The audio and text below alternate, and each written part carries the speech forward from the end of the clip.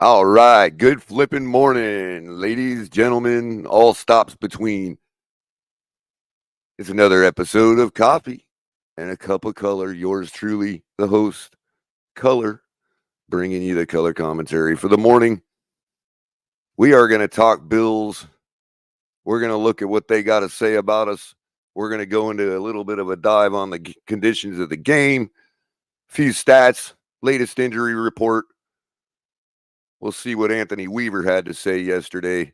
And we will also get into the latest update in the Tyreek incident involving Miami-Dade police and the release of a statement by Tyreek's lawyer, Julius.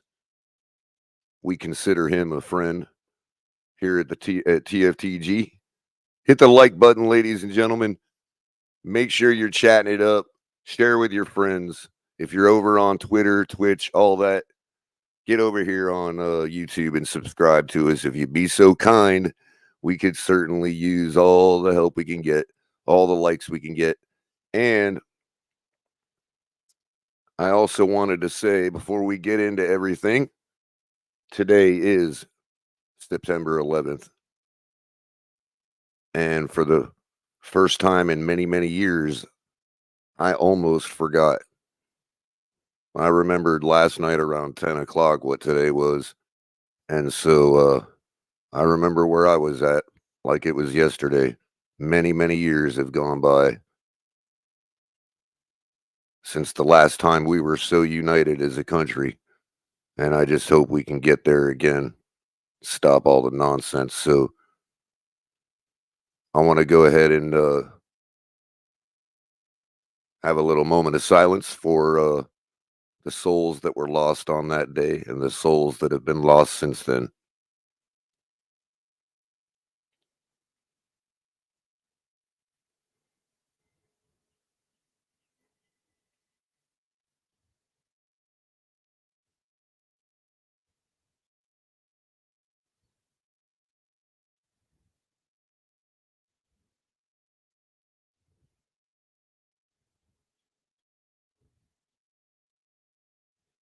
Turner Yell makes the stop in the secondary for Denver. 1st and 10.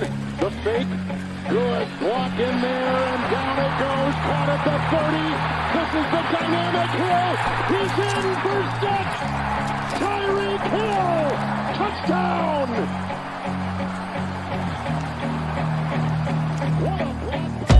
Take into your hands a plan, your own hands can land your own brand. And damn, I feel like no one takes accountability. They want the credibility, convincingly unwilling to put in the hours it takes to get some power. Don't be f***ing sour, take a cold shower, scream until you're louder, work until you're prouder, and f*** all the doubters, they're just your downers. I swear to God they all let me down.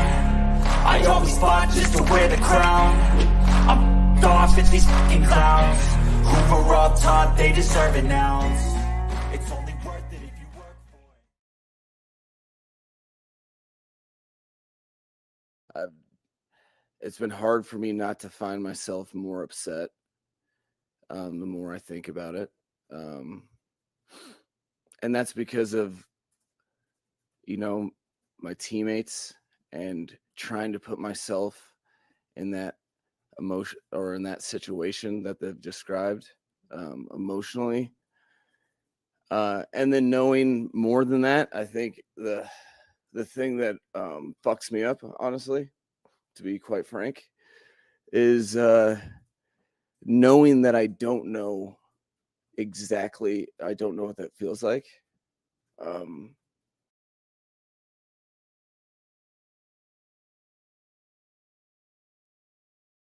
Poignant words.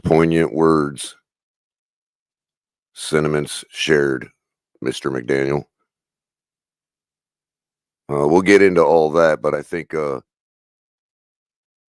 Mike McDaniel probably said it the best I could. And somebody's hot when they're using the F-bomb on a press conference. Somebody's hot. Everybody hit the like button. Again, subscribe and make sure you're hitting the notification bell for any of the latest breaking news. We try to go live as soon as we find out something. And also, apologies for if my voice sounds a little rough today. I jumped right back in when the season started Monday morning, and we had a pretty long 6-hour stream yesterday disseminating all the interesting tidbits when it comes to the Tyreek Hill situation. And this morning I noticed, I'm going to start with Bills, but I wanted to just say that I noticed this morning that it seems that that there is a lot of people that would benefit by going back and watching the show. This is why I did the show yesterday.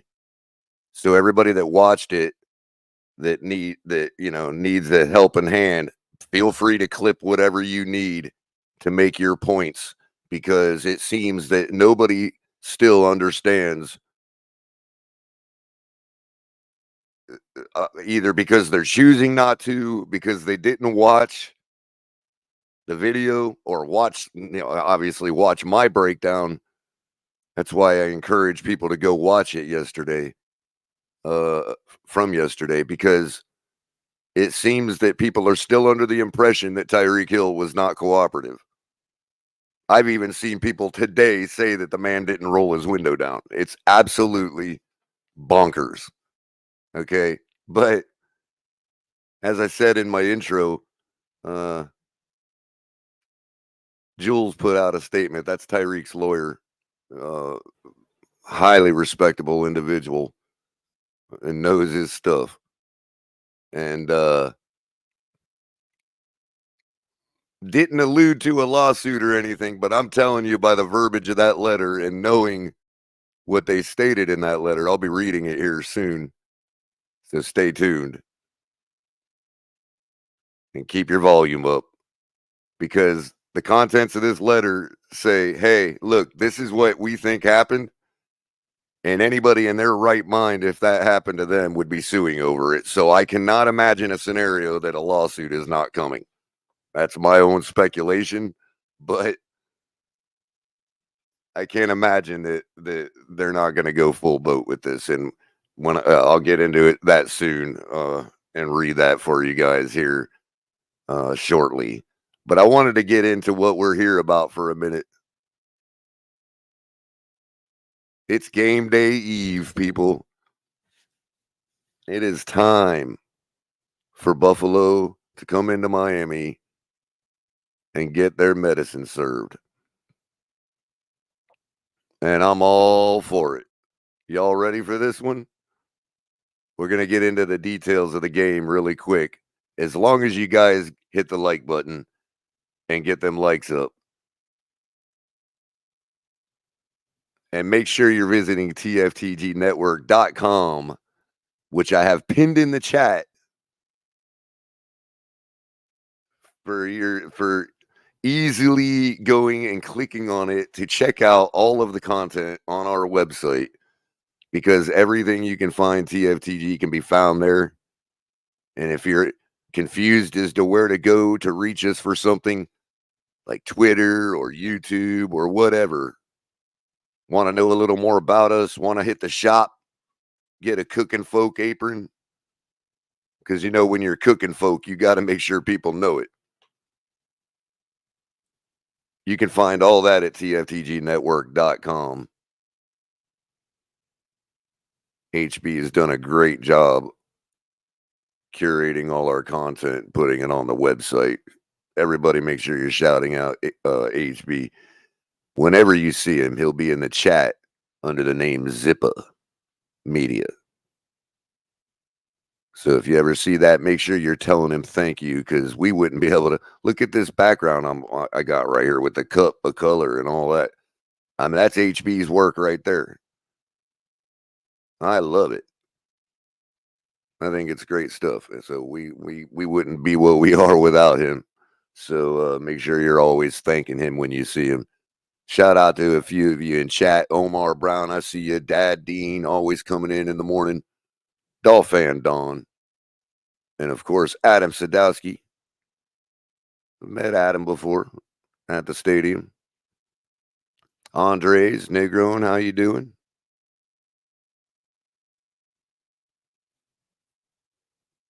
Always making sure everybody's watching their P's and Q's. That's why we gave him a wrench, to make sure he can make sure everybody watches their P's and Q's. Because we got to be a little more responsible here in the morning time at the tailgate. I ain't gonna lie. It's like running it. We don't, running in the mud. We're trying to gather more people here in the morning time that want to hear. Oh, the reason also being because look, people that are listening to podcasts, they want to hear some respectability. So we're trying to do that here in the morning. Because we are now on Apple, Spotify, and all your favorite podcast networks. So make sure you're searching for us. We're all the individual shows. You can search for them individually. You don't have to just go to TFTG. You can search for color commentary. Ali the Persian, Crypto, Shake Money, Capitan, everybody. Now, Capitan, you probably search for TFTG, but because that's obviously his main Avi, if you will, being the proprietor of this great network. How you doing, Reverend William Perry? Glad to see you here in the morning. William's been waiting for some content in the morning since the great Stephen D has moved on. I got some word yesterday that Stephen D was doing some production work for a radio station or something. I mean, shout out to him. That's great to land a gig like that. No wonder we haven't seen him anywhere. If that's true, then good for him. On to greener pastures. Jamaican from Zion, how you doing, man? Dolphin State of Mind, Jamar Barrett, Aquavision as always, and the first in the chat this morning, Ryan AP, or AP Ryan, as he has switched it around now. Excuse me. If I left anybody out, or you just came in, like Fred Dunlap, or Manolo Rivera, then you get an extra special hello. You're better than everybody else. You get a super color hello and extra spice in your coffee.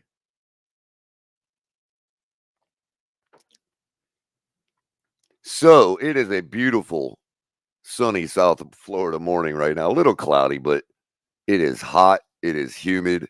As always, it is September in Florida.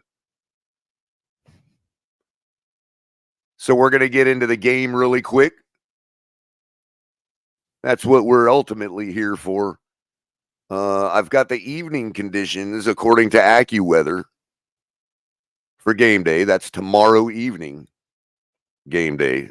In case some of you have been sleeping under a rock, we have a Thursday game this week against our main division rival at the moment, Buffalo Bills. Oh, speaking of Bills, I mentioned it on Miss Finn's chat this morning. Shout out to Miss Finn. She does such a great job in the morning, 8 to 10, Monday through Friday.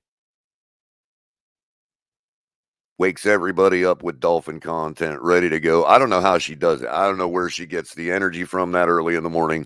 She goes to all the games. She goes to a lot of the functions, the parties. You know what I mean?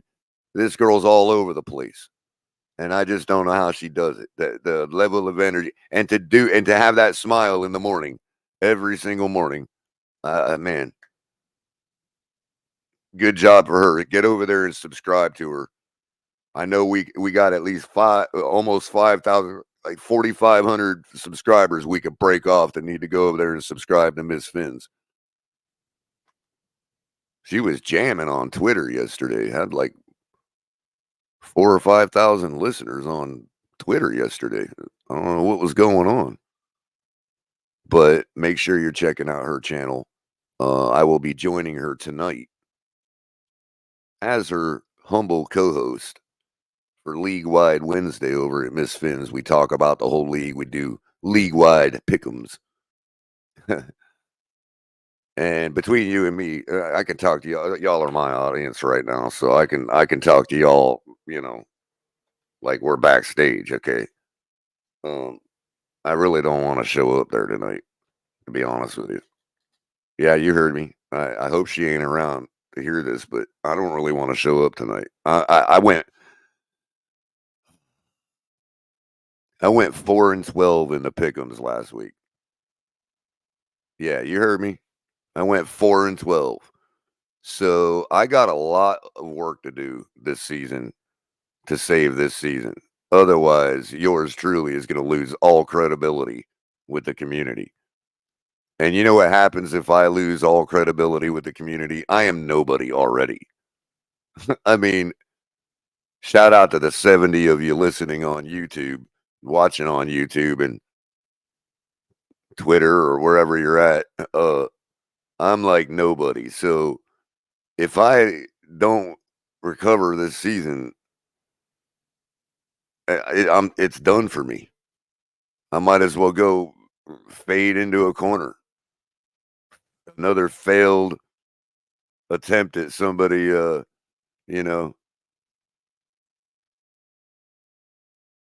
being accurate, analyzing football. I'm just going to I'll lose all credibility. You all don't want that to happen. So I'm going to need y'all's help the rest of the season for my pick'ems. And so what we're going to do now is every Wednesday morning, we're going to run through the pick'ems in a segment. Okay. And y'all are going to help me. And I'm going to use your consensus to do my pick'ems. Okay. It'll just be like quick consensus. Like y'all can just like put names in the chat. You know what I mean? As I go through the games, we'll make it quick. And so that way, if I go down in flames, like it's looking like after starting 4-12, at least when y'all try to cancel me out of the community, I can say, well, y'all are the ones that picked him. So y'all have to be canceling yourselves. Okay. So we're going to start doing that as a last ditch effort to recover my pick'em season. Otherwise, I won't be able to show face anymore. And I can't live with that. I like doing this too much. They don't pay anything without y'all donating. We'd appreciate it if you donate. That'd be awesome. There are many ways to do it. But I love doing it. So I'm going to be here as long as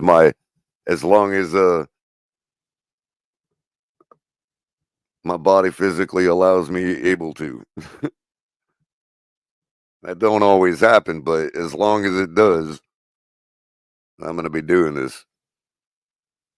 I might be doing it tapped into the light pole in the street one day, but hey, I'll still be here.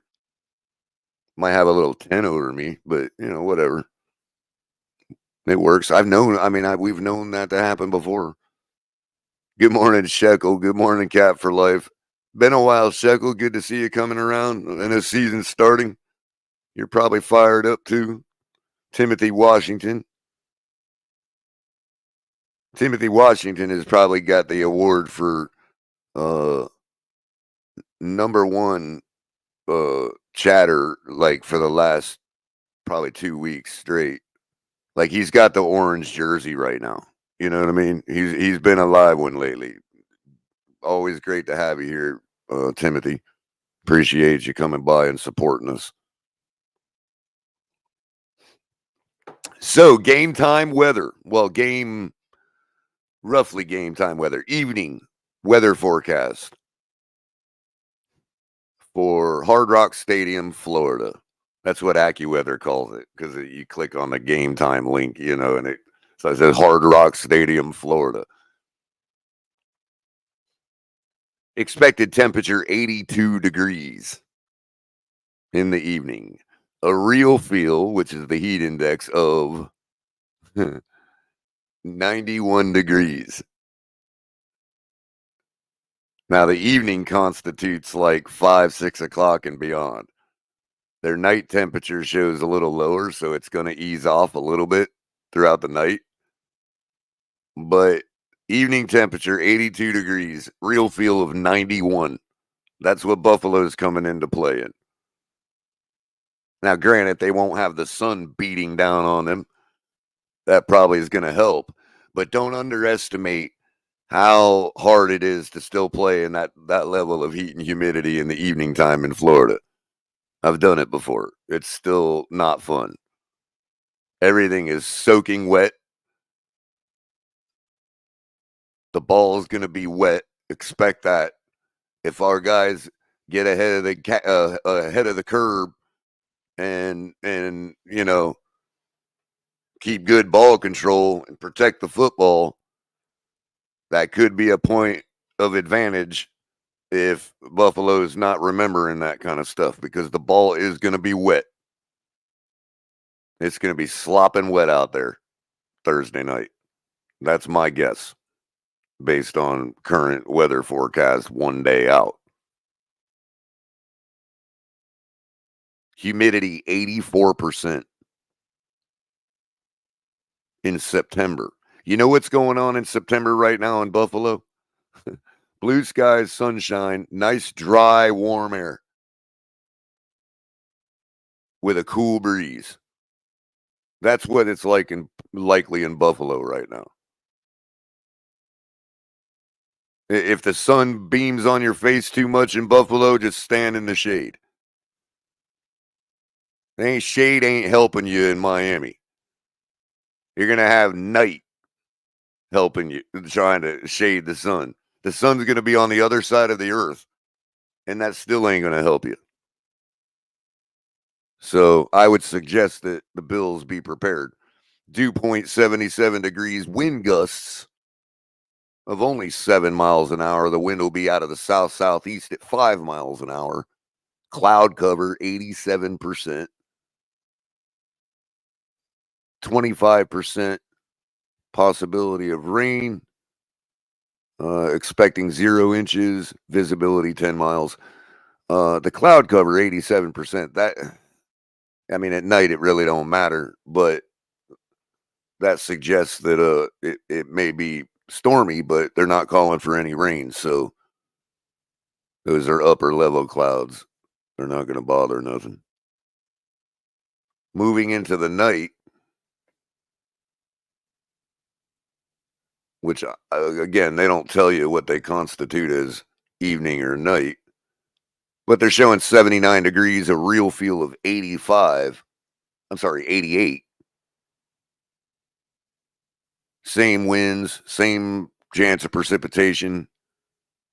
Probability of thunderstorms, 6%. So we're looking at a pretty hot, muggy night in South Florida. That doesn't bode well for the Buffalo Bills. Keep in mind that all we have to do is remember and pay attention to that, because we practice in it. You know, we can mitigate it. We just have to remember to do it. So take care of the football is going to be the biggest key of the game. The ball is going to be a little harder to throw because of the atmospheric conditions, but the atmospheric conditions were pretty much like that the other day, last Sunday, and, you know, neither quarterback had a problem putting the ball through the air. Obviously, we saw Tua overthrow a few people, so that's not going to be an issue. Although it would be nicer if the air was drier, you know, for anybody to throw anything in. That's just physics. But should be an interesting game. I want to say that, so I got sidetracked earlier because I'm like, you know, totally, you know, scatterbrained sometimes. But the Bills, there's another team, believe it or not, in St. Louis that goes by the name Bills, and they see. St. Louis is a huge basketball town. People don't think it is, because they, you know, they don't have an NBA team, and and all that. But St. Louis is a huge, huge basketball town, one of the biggest. And a lot of them end up gravitating towards the Chicago Bulls and all that. Like the Bulls have an exhibition game there, every year and all that. It's like kind of they've adopted the Bulls, but they have a college team that's called the Bills. And I found out when I was living in there that the Bills, St. Louis Bills, is short. The word Bills is shorthand for Billikens. And a Billiken is like an idol that brings bad luck. And so from now on, I'm going to refer to the Buffalo Bills as the Buffalo Billikens. Because obviously, whether they're hiding that is what the name came from or whatever, it obviously applies. I mean, we see their Super Bowl record. You know what I mean? So it obviously applies. The 13 seconds, all of that. So I am now going to refer to the Buffalo Bills as the Buffalo Billikens. Good morning, Jamie Reichart. Good morning, AB. I see you overthrew a few people. I thought it was one. Well, one or 10. It doesn't matter. The point was he was overthrowing people. Actually, I thought it was a couple, but it doesn't matter really. I'd rather be overthrows than underthrows. Underthrows get intercepted. Morning, Sheba. Army Brat. Good to see you this morning.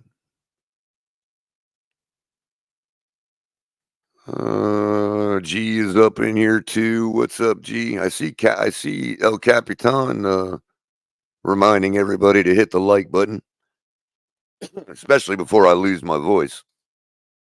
I might have to turn this into a good old-fashioned Wednesday show like back in the day, but y'all will kill me if I drop the link. Anyway, so let's see here. Back to the football game. Game odds for the game, Miami.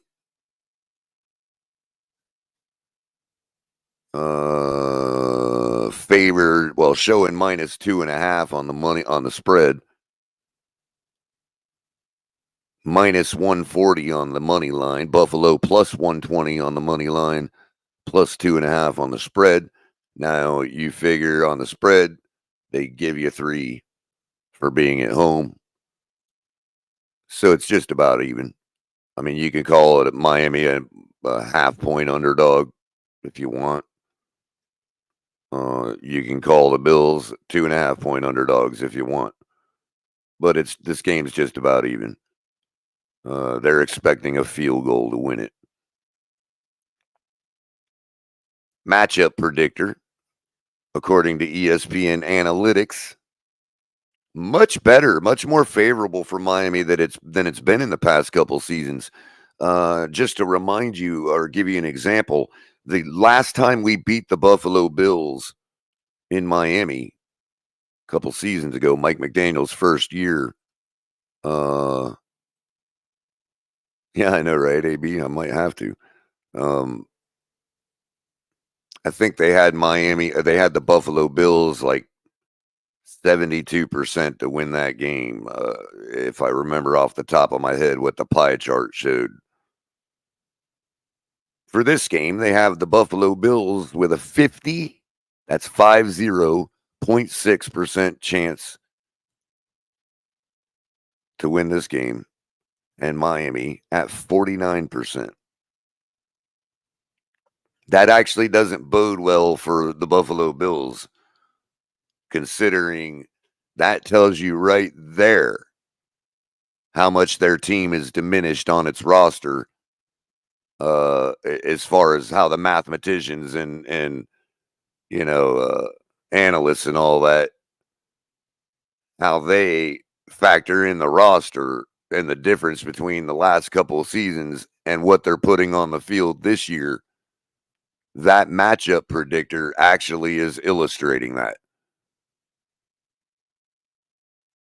So we have basically, what they're saying is, with what they expect out of the Miami Dolphins and out of the Bills,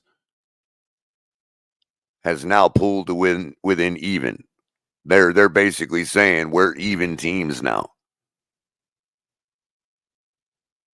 Now, whether it turns out like that, obviously, as I mentioned, that that last time we beat them, they were 72% to win it, and we ended up winning. So the matchup predictor really means nothing, but it's an indicator of what the analysts are saying. Hey, this is your roster. This is what you did last week. This is what, you know what I mean? It's like a running kind of mathematical algorithm that's just spitting out saying the Buffalo should win this game 50.6% of the time and Miami 49% of the time. That's all it's saying. But it's an indicator of how the, you know, how the basically the that algorithm feels about the quality of the Dolphins as opposed to the quality of the Bills. They've pulled us to win within even of them in projections. So, hey, it's a different world now, Buffalo. It's a different world. It's a different paradigm. And it's our paradigm now that you have to step into. Because your defense is Swiss cheese. If you think that Tua is going to miss a wide open number one receiver like Kyler was missing Harrison last week, I mean, you can be a Tua hater all you want, but we know damn well Tua don't miss wide open Tyreek Hill or Jalen Waddle. In fact, he don't miss him because the haters argue that that's all he looks for. So what makes you think he's going to miss them if they're as wide open as Harrison was last week?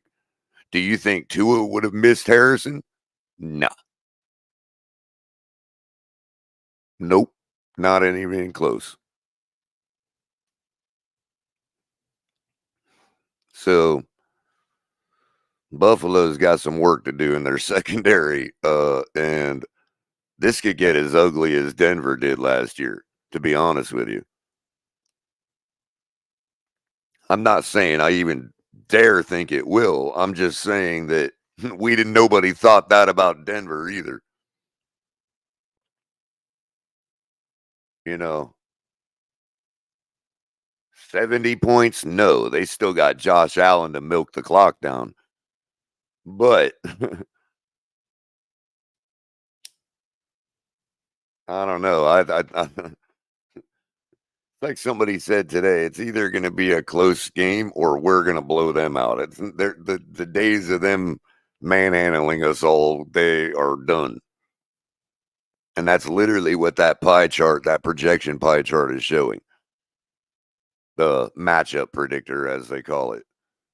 So currently on the season, Tua with 338 passing yards, Josh Allen with 232.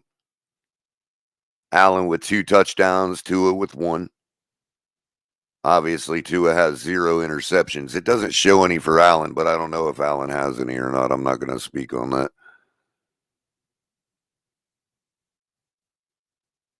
I didn't pull his stat sheet up, his complete stat sheet. Rushing yards on the year. Wilson with 25. He can't be the most. Cook had 19 carries last week for 71 yards. So Arizona was able to contain him pretty well.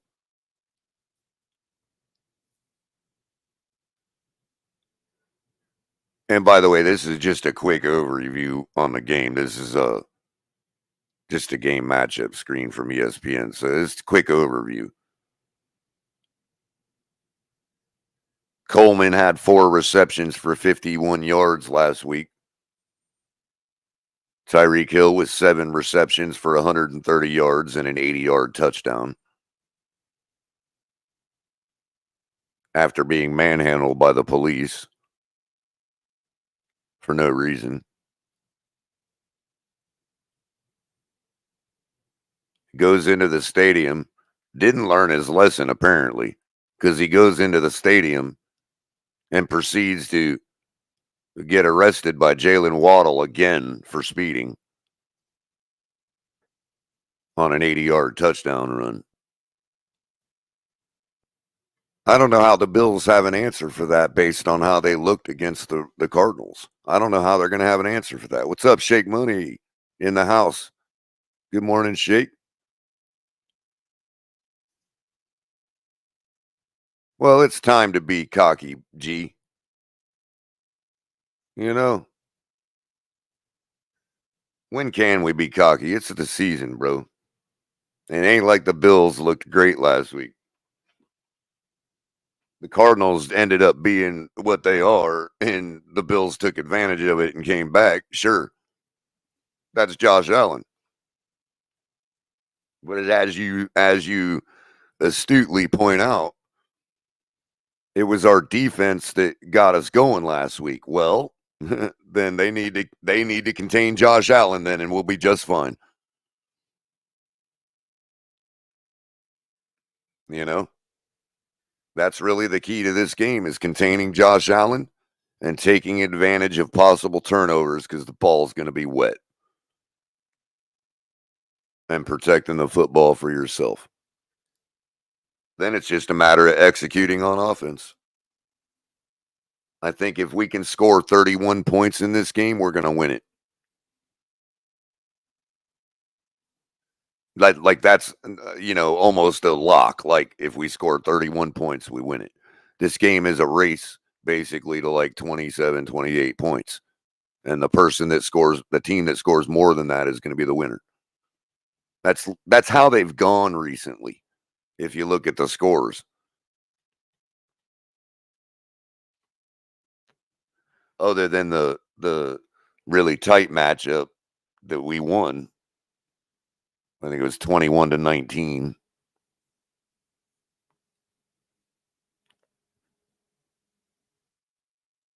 What's up, Mind Over Matter? 31-17, you think, Tim? I think that's kind of what, that's a fair thought. I think that Allen probably will make it a little more than 17. But geez, if we hold another team, especially the Bills, to 17, that's real deal defense right there, man. That's real deal deep. We could start to be confident in what we got. You know what I mean? But even if you hold Josh Allen to 24, you can hang your hat on that and be like, okay, maybe our defense is real, even at that level, because 24-17, that's roughly about what, 21-20 per game. You know what I mean? So we're right where we need to be, especially if we're putting up 30 points a game, if not more, if we can manage. We didn't do that this week, but we know that's what our offense without the changes we've made is capable of. I mean, we know we're capable of 70, but we're capable of 30 per game, Jags have a good defense, guys. I mean, I'm not trying to be a homer about that. I don't know why everybody thinks it's a homer take to say the Jags were a good team. Ghost of Adam Gase said it last night succinctly. By the way, check out Cap. El Capitan had Ghost of Adam Gase on the show last night. And they had a great talk, great interview. They interview discussion, you can more call it, chopping it up. And Ghost made the same point. The Jags are a really good football team. They got stymied last year because their quarterback got injured and was playing injured. I mean, I know we don't like to say that because dare we give credit or something to one of Tua's rivals. Okay, but I don't look at that. I don't look at individual rivalries like that. I look at team rivalries. And the Buffalo and the Jaguars have a good defense. It just is what it is.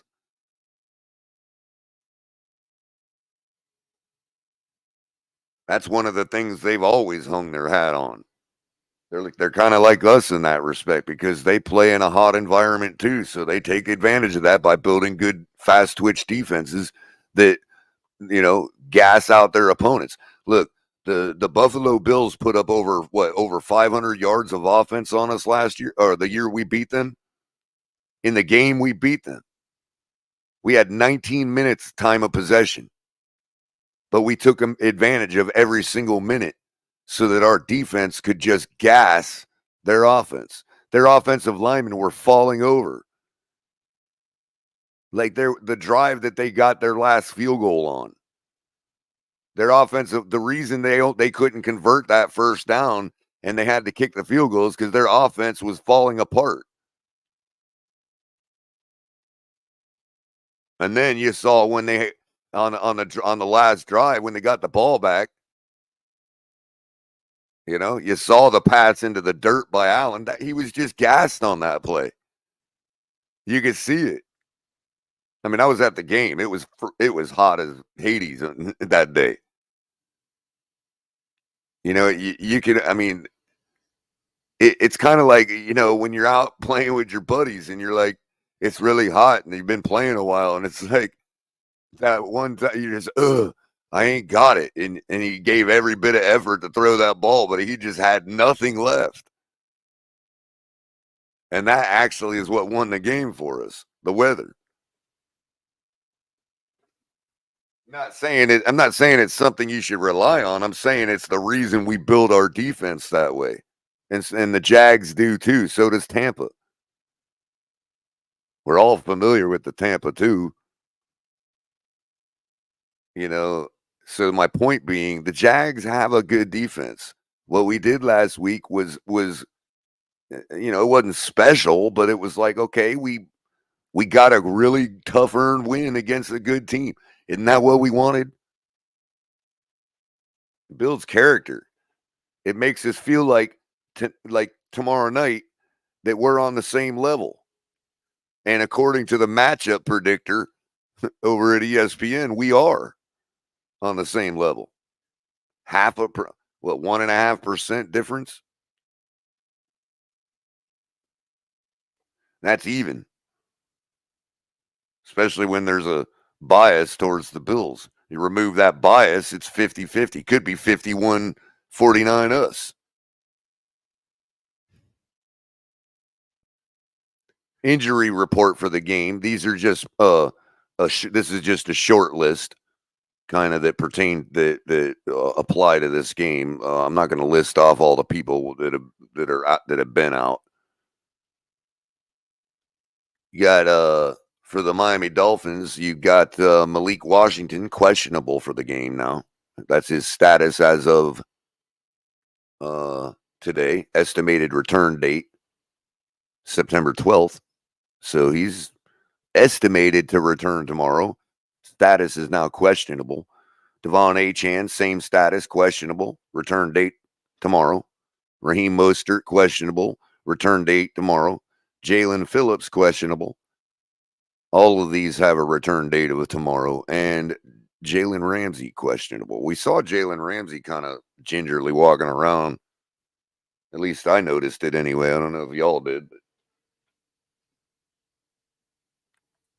I'm pretty sure we'll get an update probably today. I'm sure McDaniel should take the podium today. Maybe this morning. If it comes up, I'll play it. Of course, the last game, I'm not going to list the last 5. They don't matter. They're last season and the preseason. But last game, obviously, the Bills come back on a comeback. Pull it out 34-28 versus the Cardinals. And we kind of do the same thing, get a great, spectacular defensive play, and then a great offensive turnaround to take the game with a game-winning field goal, 20-17 over the Jags. You all saw that. I don't need to tell you all about it. The game, again, game time weather, 87 degrees expected by AccuWeather. Over-under for the game is 48.5. So not too low scoring. Game time, 8:15 on Amazon Prime Video. So get your subscriptions going or get your other avenues of watching the game going.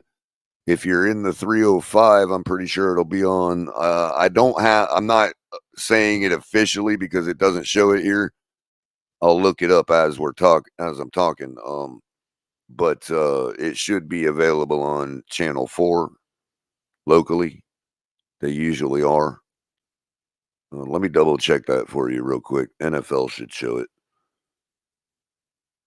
where it's available to watch.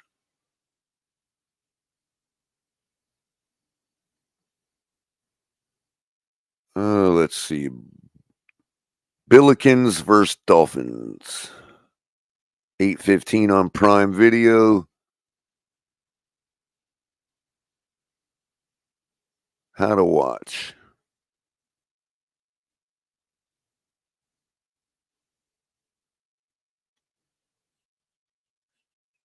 Shows the NFL app. Westwood One, Sirius XM for listening, and Entravision. It doesn't show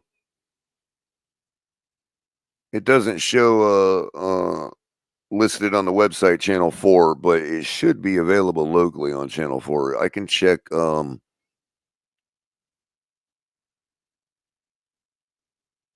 I'll have to check Comcast local TV guide. They'll show it there. If anybody's in the 305 and already checked your guide, if it's showing on Channel 4, let me know, because I have a Palm Beach County guide.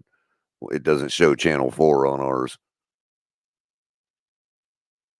My upset pick of the week, Tim. You might have to listen into League Wide Wednesday, but I guess I can give you all a tidbit since it's, this is the tailgate and it's my show. I can give you a sneak peek of my upset of the week. I have to look at the list, who's playing who, all that. I haven't even done my homework yet. I usually do that today. Only Prime, Lenny? All right. Well, that's odd. They usually are supposed to televise it on the local station.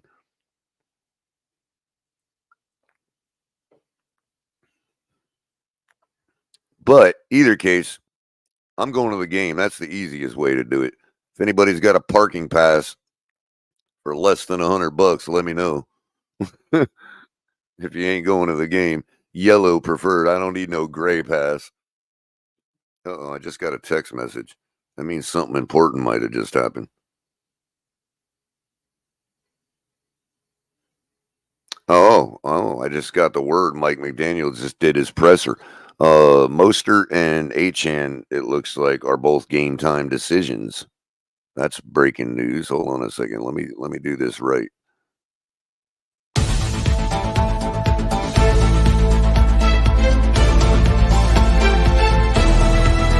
When you need somebody to do the news, you do it yourself.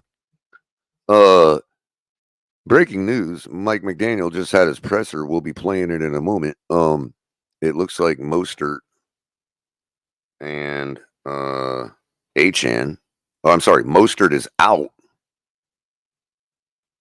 That's the news. Raheem Mostert, ruled out of the game by Mike McDaniel. And Achane is a game time decision. Wow.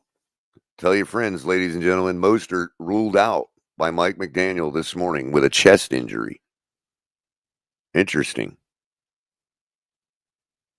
Oh, Batman, you're a godsend, man. You are a godsend. That will be coming to you.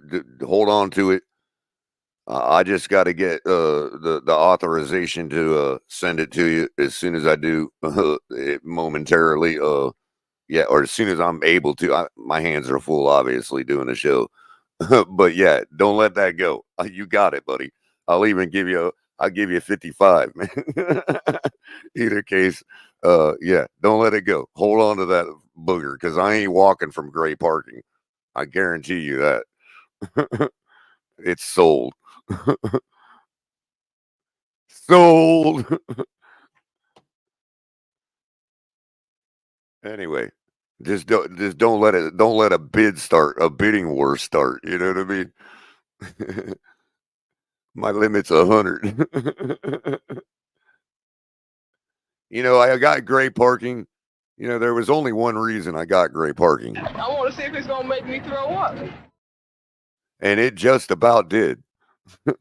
I mean, holy crap, it was hot. It was hot. So real quick, I got to speed things up because we got to play this Mike McDaniel presser. But it's only we haven't even neared the first hour, so I'm good. I'm going to get in real quick to an article on the Buffalo Billikens fan portion of Sports Illustrated's website, si.com. It's called, what do they call their place? They just call it Buffalo Bills SI.com. They don't have no fancy name for it like we do and everybody else does, Buffalo Billikens. Billiken country, I guess is what you call it.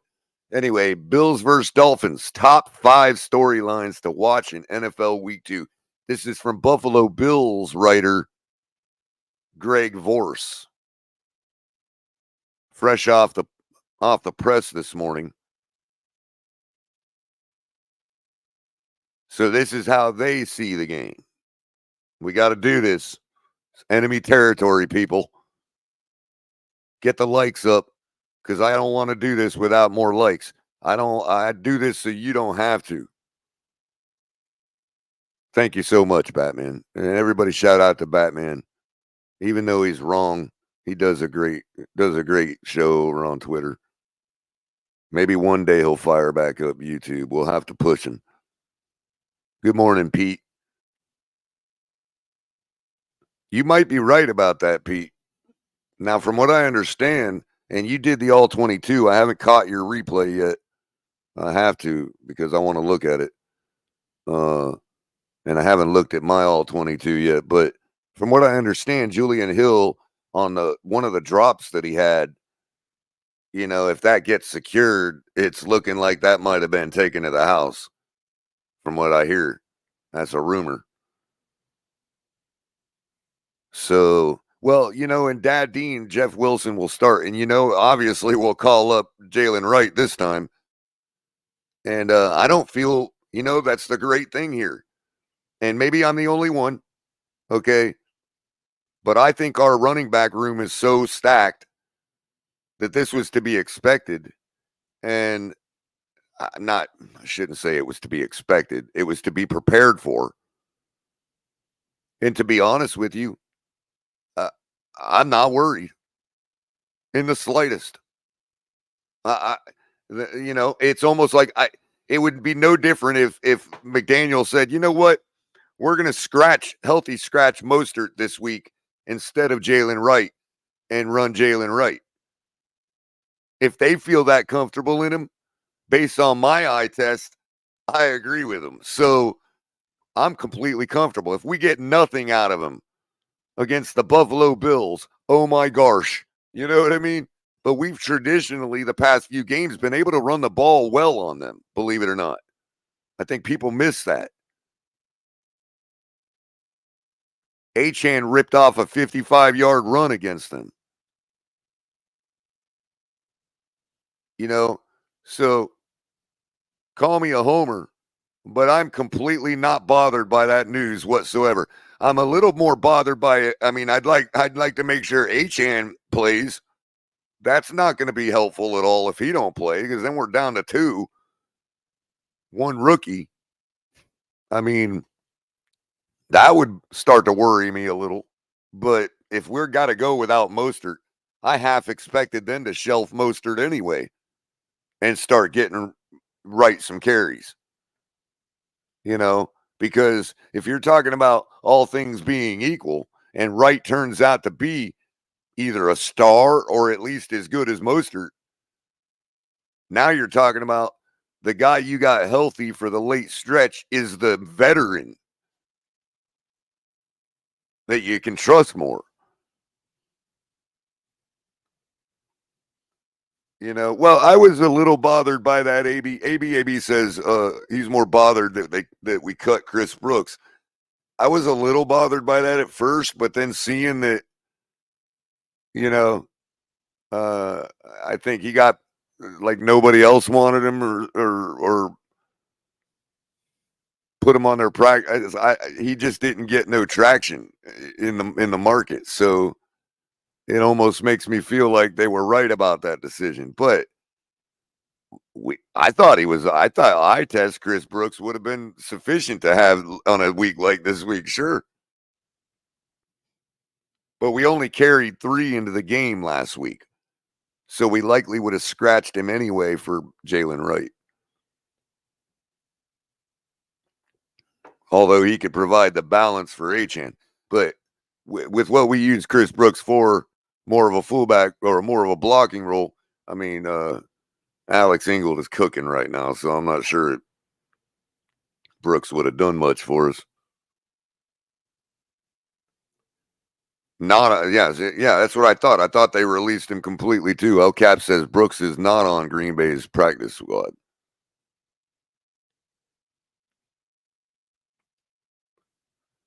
X Factor says Arizona averaged around 5 yards on the ground versus Bills defense last week. Yeah, I mean, it's kind of what we've been averaging on them.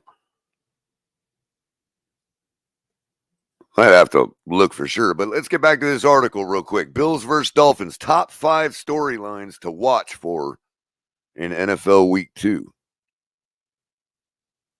Yeah, that's what I thought. Yeah, I thought the knot was an accident, Cap. I was going to say that. So Cap says he is on Green Bay's practice squad, just not protected. So we could pull him back off waivers if we needed to. Or if he landed to us. The Buffalo Bills continue the 2024 season this Thursday as they open AFC East play against the Miami Dolphins. Here are 5 storylines to watch. This is what Buffalo Bills fans should be interested in.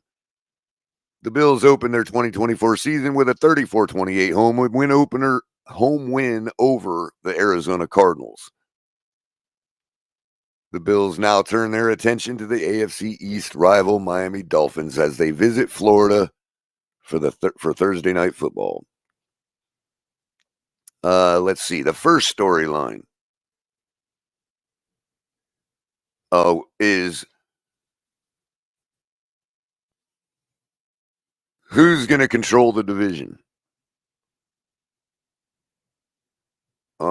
At the time of this writing, Bills and Dolphins are in a virtual deadlock as favorites to win the division. Vorse writes, per multiple sports books, it makes sense. The teams finished with identical 11-6 records a year ago, and both had decent home wins to start the season. The key for the Bills taking home the crown last year was going 2-0 against Miami. The winner of this game will not only have 1-game lead on the competition after 2 weeks, but will also have a head start in securing the tiebreaker. Very important point. Number 2 storyline, MVP race. Sticking with the odds makers, Vorse says, Josh Allen is currently second in the MVP race behind Patrick Mahomes, while Tua is sitting in 10th. What they do head-to-head, although they'll never be on the field at the same time, could leave a nice impression in the voters' minds. If you want to read the rest of them, I'm just summing these up. If you want to read the rest of them, make sure you get over to check out that article. The third one is titled Heat Map. I don't care about the temperature in Miami in September, nor do I care about the temperature in Buffalo in December. That said, Vorse says it will be talked about and it will and I will roll my eyes, this will be a forced storyline by fans and local national media all week. My view, if you want an excuse, you'll find one. No, Mr. Vorse, I'll have to disagree. Maybe the Heat in particular, but the ball is going to be wet. So if you guys are losing because of a turnover late in the game, then you can absolutely say it was the weather that helped that, or that is a storyline. We're not making nothing up. Come down to Miami and play in it and see what you think. Trust me. You know, our high schoolers play and practice in that stuff, and they'll tell you, yeah, don't underestimate how wet the ball gets. It might as well be raining.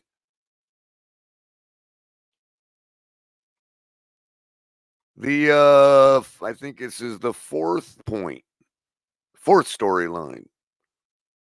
Jordan Poyer, hello, old friend. Vorse writes, Jordan Poyer became a household name and an NFL All-Pro during his 7-year tenure in Buffalo. Now he's on the other sideline when Buffalo visits Miami. During his time with the Bills, Poyer racked up 22 interceptions, 11 sacks, and 9 forced fumbles during his 107 games. If you think he's on a reduced snap count with the Dolphins, nope. Poyer played in all 53 of Miami's defensive snaps on Sunday. So keep that in mind. And then, of course, the last one, all hands on deck. Sean McDermott already announced that All-Pro slot corner Teron Johnson will miss Thursday's game.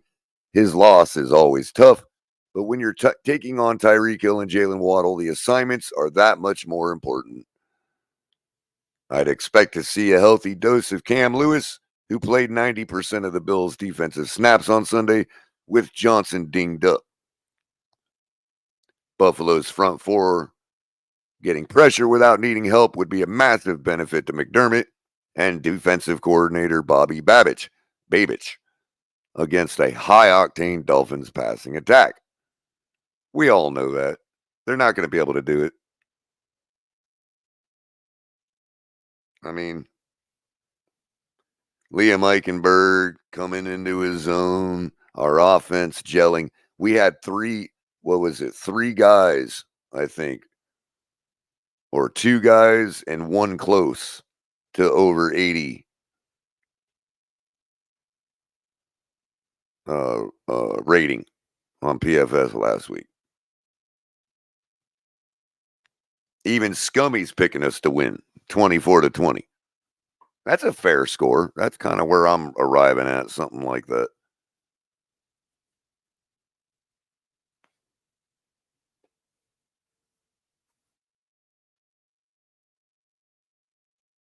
So that's what they think about the, keys to the game.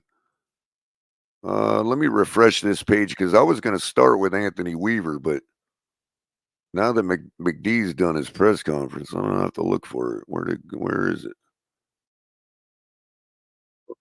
There it is. Coach McDaniel meets with the media. We'll do that instead because I'm running into a time wall here. We are at 4 minutes past the hour mark. Everybody hit the like button. This is the time you do it. While you're waiting for me to pull this video up and get it all queued up, hit the like button, notification bell, so that you know when we go live, because sometimes we just pop in.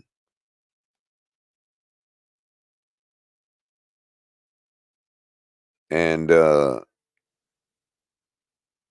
it helps out. It's the easiest way to help. It's free. And the more we get the like button, the more people know that we're live. So keep it going. YouTube has got us so suppressed, man. We got to find some way to curtail using the F-bombs, man. We just got to find some way. I know we're like big children. But I figured if we get 2 hours in every morning of nice, wholesome content, maybe they'll start, looking at us a little better. You know how it is.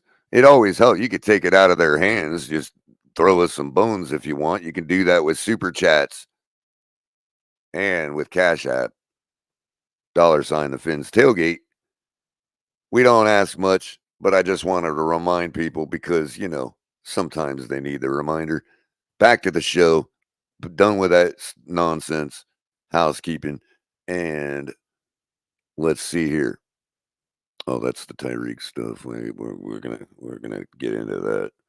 That's gonna take a minute. Here we go. Mike McDaniel meets with the media. Let me get this going on. Presenting. I'm gonna turn that dial, pull this lever. Oh, wait, it's already there. Look at that. I only had to push a couple buttons and turn one dial today. And then I got to flip this lever right there. There you go. That's the one. Perfect. So you still got me over here. We're just commentating on this YouTube. I got hit with a copyright strike yesterday. You believe that? We edited the video, so it's no problem. But it's like, geez, man. Am I not commentating enough on this stuff? I mean, we're sitting here using it for illustrative purposes. We're commenting on it.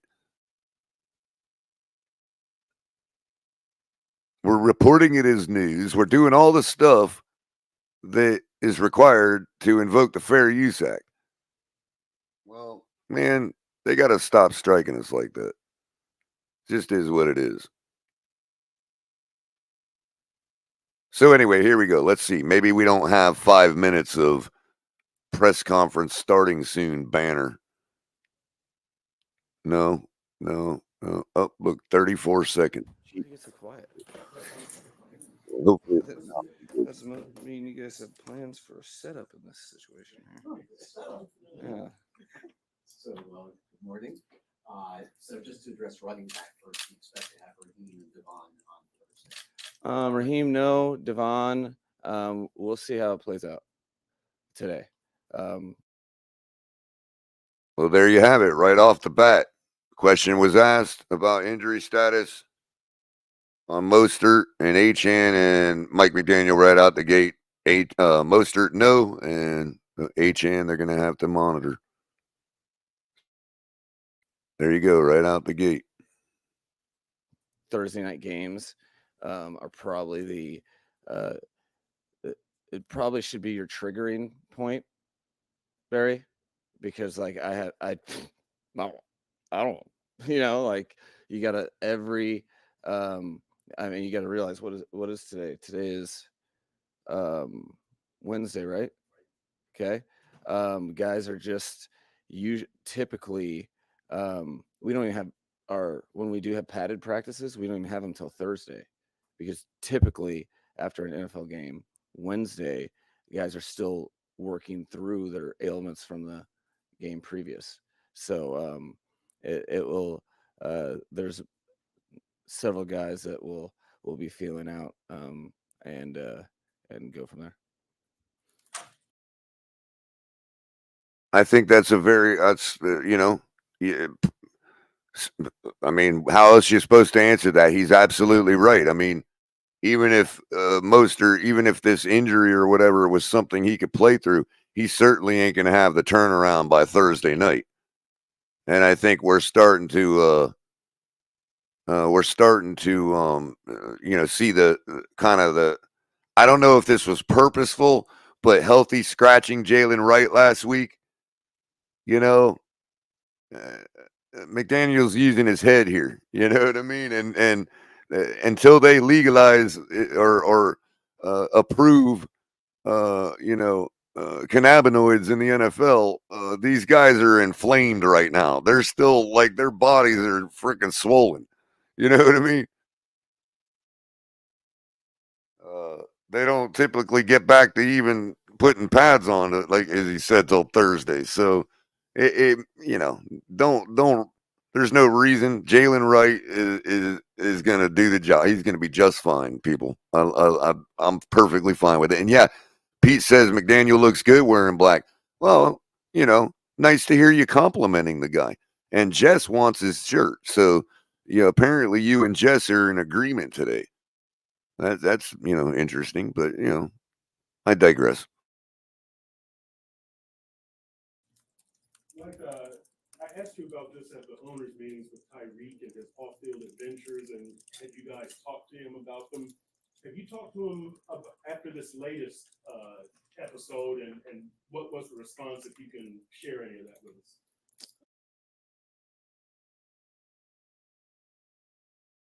So the question was asked about Tyreek Hill. I'm leaning over to my speaker. I can actually barely make out the questions for y'all, so I'll try to let you hear the question. The question was about Tyreek Hill and whether after this latest round of speaking from him, has he talked to Tyreek Hill about the whole debacle? Meaning like what I At the incident at the marina, and the incident with the social media influencer, just the things that he's gotten into off the field. Have you talked to him about try to straighten up or anything like well, that? no, absolutely. I talk to these guys about everything that occurs, good and bad.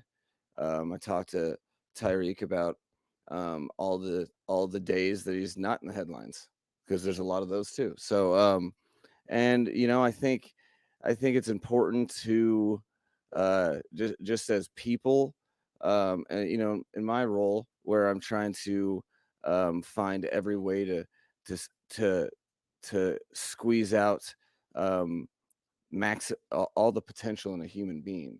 Um, the the the name of the game is growth, and I think um, a lot of times, it is what it is. Like you're held accountable for the things that people know, and when you are in the headlines in any negative way, that's everyone's timeline. That's fair. However, there's much more to that. Sometimes there's while you're taking a lot of steps forward, there's a step back, and we talk through everything, so that we can be our best versions of ourselves, which I think Tyreek has is a different human being than when I first met him. Um, just continues to evolve, and I think that's the nature of a lot of guys' journey right now. Interesting answer. So basically, yeah, we chop it up all the time. That's what he could have just said that, but uh, it sounds like McDaniel is still reminding Tyreek that whether it's fair or not, whether it's a perfect world, whether it should be that way or not, there's certain things that we got to deal with in life that make things easier for ourselves. That's kind of what I got out of what he said he was trying to express to Tyreek. So it looks like there is somebody also, you know, that really it seems like McDaniel is taking is showing his kind of his muscle when it comes to why he is our head coach, and you know could turn out to be a fairly good leader of men, despite people's thoughts of him being, player friendly and all that kind of stuff. It seems like he's really, helping Tyreek to understand how to take the high road and all that. And Tyreek seems like he's got some good people around him. That's what it's seeming like. It doesn't seem like one of these normal cases of, oh, this guy's spiraling out of control and all that. No, what happened Sunday, despite being a transgression when it comes to a traffic violation and probably an egregious transgression, aside from, hey, I'm not receptive the way everybody is to the way you talk to people and all that as law enforcement, putting all that aside, the guy is highly intelligent. And I don't think he has any intention of I think again his supporting cast seems to be really strong. From the responses we've gotten out of Tyreek lately about wanting to fix the problem for real, like, and not just making it about this or that issue and whatever else. So kudos there. I'm gonna lean over and try to hear this question so I can make it easier for y'all, because they need to mic up these reporters. Hold on. Your reaction to the body cam video? Yeah. I think I'm like emotioned out. So I'm gonna try to use words that don't I mean, I just enough people have seen me cry. But there was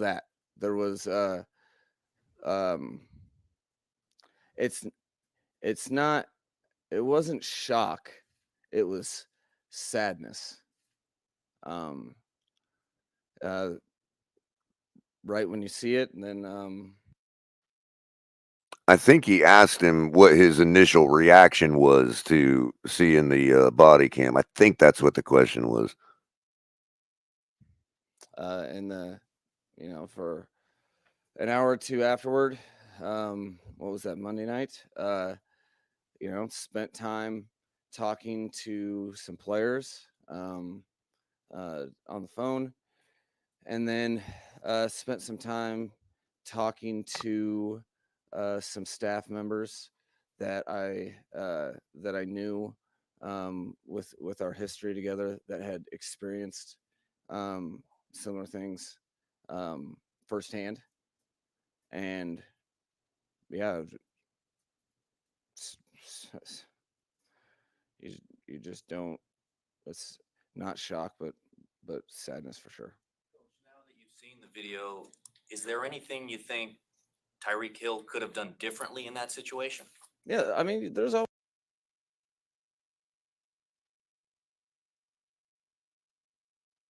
He asked, "Is there anything that you think Tyreek Hill could have done differently in that situation?" That's what the question was. Always things you can do. I think that's we are conditioned here, and what we talk about every day is things that you can improve upon. And I think it's important to say that. I mean, that's a totally separate conversation that I think should be the one focused on at hand.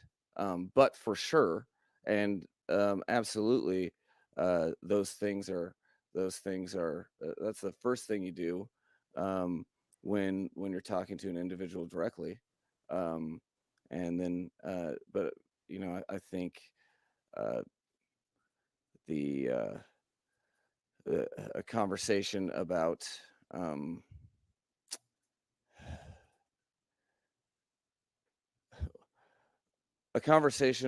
what provoked unnecessary is trivial to the unnecessary.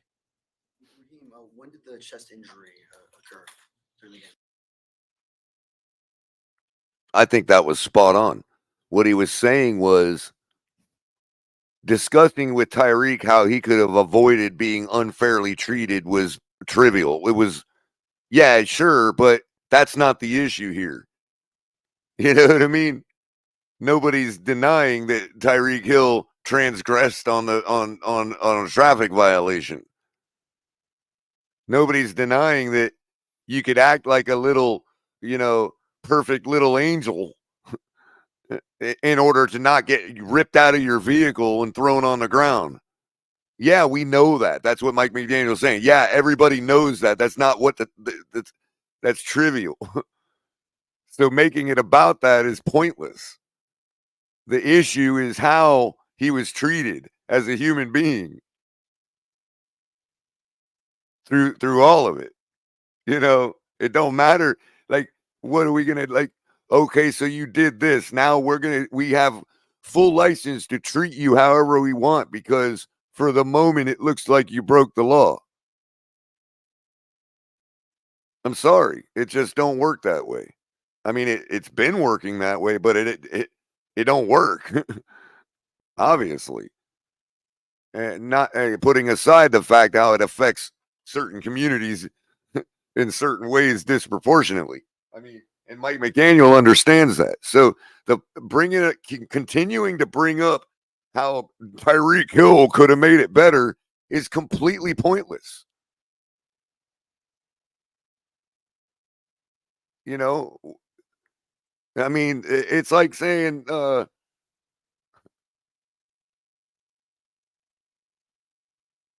don't know. We'll get to that soon. Let me try to hear this next question. Um, Oh, it was about Mostert's chest injury. it was early and part of the procedure on our team. The working relationship that I have across the board, it's very much need to know. And in a situation where, particularly running back, where we like to rotate, he was working through it during the game, and I've learned. Honestly, might be the last guy I will ask if they're good. Like, because he's the I mean, and quite literally, case in point, his injury, not many people play with. So, like, the information that I get from him when I ask him, he's going to tell me he's good. But that it was he showed his tough. He just gave his teammates another example of how he's built different. Is this an injury that is rest related, primarily for Thursday night's game on a short week, or is this an injury that could sideline him for a couple of weeks? That sounded like Omar asked him if is this an injury? Kind of what I was referring to a minute ago about playing the chess game and the turnaround time for players and all that. So Omar asked him basically, is this an injury? Is he out because of this injury, kind of only because it's so soon a game on Thursday night, or is this something that could last further in the season? That was the question. I would say closer to the former, but not ruling out the latter. But it's like right, my sense is, that, my sense is it's not something that that time won't take care of. However, I'm definitely not going to make him worse by setting forth my expectations of when he's going to play again. Eichenberg is always okay, Mike, can you take us through your hoodie? Miami different. It kind of seems like the saying. What does it represent? Oh, So the important thing there was that Eichenberg is okay. He's always okay. I want to repeat that loud and clear for everybody to hear that Mike McDaniel just said Eichenberg is always okay. Always okay. So there you go. I love that. And then the next question was he complimented his hoodie and asked him if it had any meaning. I guess I can't read what it says on his collar, but I guess he asked him if that has some kind of special meaning to him or something. So that was the next question. Oh, I forgot what I was wearing. And it happens to be it's just black on black, but it's a t-shirt. And I think I don't know. The early attachment I made in life, from my vantage point, Thank you, was greatness is inherently different. So if you're trying to win more than you lose, if you're trying to do something, that maybe the organization hasn't achieved in maybe 24 years, if you're trying to stand out in the world, I think different is analogous with everybody that's achieved anything is inherently different than the rest of the population. So I think leaning into that, I think creating our own standard for what we think our football should look like, creating our own standard for how we treat each other, and how we go about our brand of football. I think Miami, the Miami Dolphins, the wordplay Miami different, all of it plays a part of it, but it's something that I kind of have to lean into because have you seen me? Yeah, I mean, so it's something that I think that describes the way our group of players, coaches, and the building, what they're attempting, what they're working towards, is to be different. Team produced shirt. This was I generally allow all information to come at me before we start doing design shirts, and I think this might have been a 3 a.m. Tuesday, this past or the Tuesday previous, to get it done before our first game. Going back to Tyreek for a second, we could hear him in the video saying, "I just had surgery on my knee," and kind of alluding to some discomfort he was in. What can you share about any surgery he's had, or if he's expressed to you in the past few days of any discomfort that he's been in? No. Oh, great question. Finally, somebody asked it. Because, a good journalist apparently in the room that knows how to put two and two together. She asked if Tyreek Hill had alluded to a previous knee injury during the incident and had alluded to some discomfort in his knee. And she asked if Mike McDaniel was aware of any particular knee injury that nobody was aware of, or that we should know about, or that he's concerned about, or whatnot. Great question. Minor procedure that he makes sure that he takes care of, and keeps out of compromising positions as best he can control. Before the season? Yeah. In the off season? Yeah.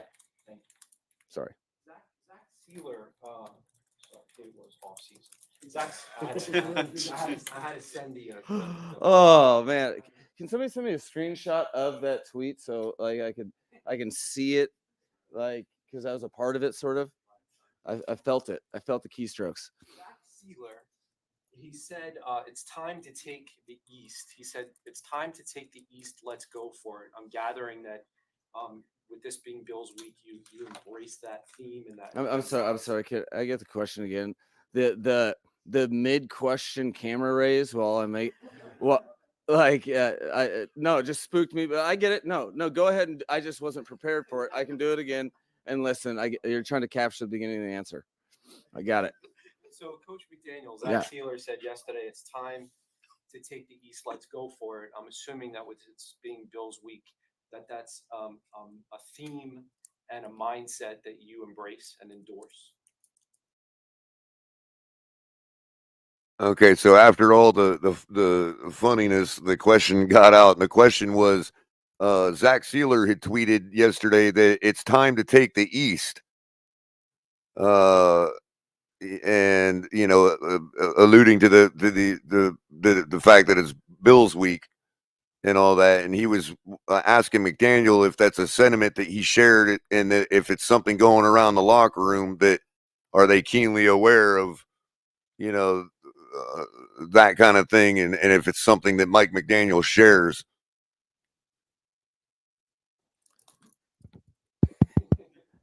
Yes. You know, Good if you answer. want to do anything in this league, generally, you can't skip over the much mandated step of winning your division. And there's one team that's won the division consecutive years, that you could say that they by de facto own the division until somebody takes it from them. So that's just, I think it's pretty obvious. But I think it's also something that they have earned, and we would like to be in a situation where we earn the same thing. And there's one way to do that: you got to beat your division opponents. And we have our first of 6 division games. So You're damn right. It's their division until we take it. So yeah, we're gonna take it. I love it. It's like he's trying to dance. Like, I cannot just say. Well, that's why I like the original answer in the microphone. Yes, because you could have just stopped there, dude. You know what I mean. The rest of it was like, how do I answer this in a way that that makes me not a fan? No, you're a fan, bro. You're our head coach. You better be a fan. Yes, it's time to take the division, but be mindful that it is theirs until we take it. It's like always the consummate coach. Ramsey and Jalen Phillips on the short week.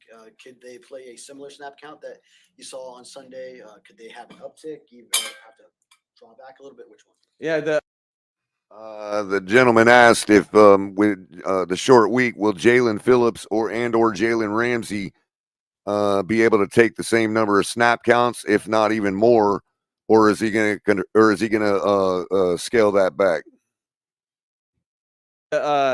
That is very much in all literal terms. So we're planning on the gray. We have to plan for uptick, same, or downshift. And in a short week, that's what's tricky, is you kind of don't know until they're at the stadium. So it just takes an extra layer of preparation that guys are definitely prepared for. All right. So it sounds like, I mean, whether they're going to be limited or not is going to be a game time decision. Apparently, is kind of what that means.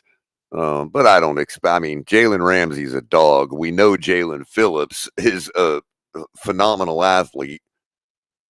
I mean, are we? Is it even should we even be dare asking about Jalen Phillips after what he just did? No, I'm not concerned about either one of them. Everybody, Bill's got the same issues. They're on a short week too, and they got to travel. So not much travel, but still, they got a lot more going on.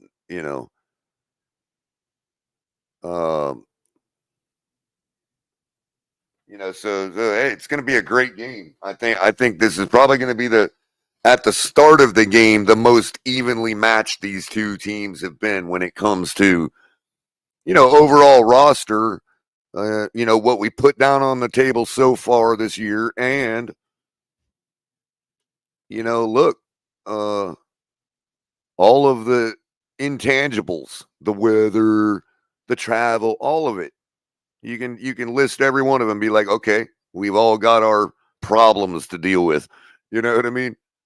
Well, we don't know if our wide receiver will make it to the stadium. That.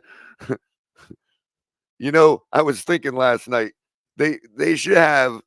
I'm gonna call my local, maybe call my local sheriff or something up here. I think it's Bradshaw. I think his name might be. I can't remember. Usually when they're doing a decent job, you tend to not know their name, not remember their name. But either case, I think I'm going to call him up and request that the Palm Beach County Sheriff's Department roll down to the stadium next week and provide a police escort to Tyreek Hill to the stadium. I think that would go a long way in mending relations between overall law enforcement throughout the country and people like Tyreek Hill, especially people without the money that Tyreek Hill has. I think it would go a long way to start mending those fences and showing that we're about real change. So I'm calling on it. Palm Beach County Sheriffs, go roll down there and provide a police escort for Tyreek Hill to the stadium. Don't let them boys pull you over. Okay? You have every right to do it as anybody else. You can get a permit if you got to. Call up Miami-Dade and be like, we need a permit. Whatever you need to do. But I think the Palm Beach County Sheriff's Department should provide a police escort for Tyreek Hill to make sure he makes it to the stadium tomorrow. If you ask me, and I'm only quasi joking, to be real, because the latest coming out now that we're going to segue into that, I was going to leave it till last. Come on, I wouldn't be a good broadcaster if I did it right out the gate. Plus, half the people that don't want to talk about it anymore would have left. So I had to get all the Bills matchup out of the way for all of you that are chomping at the bit to continue to follow this story. Which I don't even like calling things like this stories. I think it diminishes what the real issue is. It's real life. It's not a story. It's real life for a lot of people out there. And I'm sorry. I understand that there's still this thought that, Tyreek Hill caused this whole thing and whatever else. And even some that think he deserves what he got. I mean, that's absolutely ridiculous. I'm sorry. It's ridiculous. I respect people to a point. I respect people. I don't always respect opinions. Okay? There's no requirement to respect somebody's opinion as long as you still respect the person. Because I'm sorry, nobody deserves that. Oh, I shouldn't say nobody. I would more say there are a certain criteria of people out there, a certain character of person out there that does deserve that kind of thing. Sure.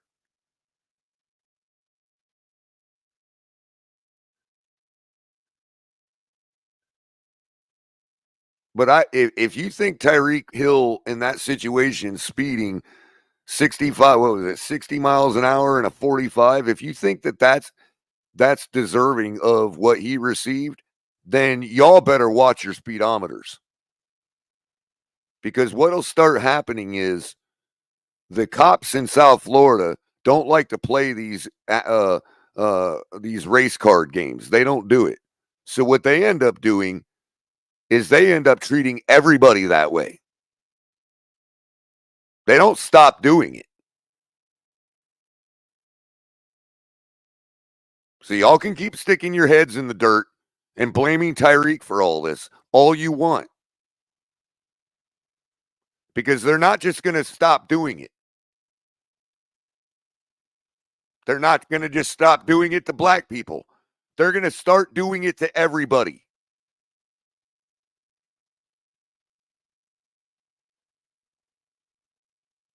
And if you think that I'm being hyperbolic, okay, I've lived here for 40 plus years.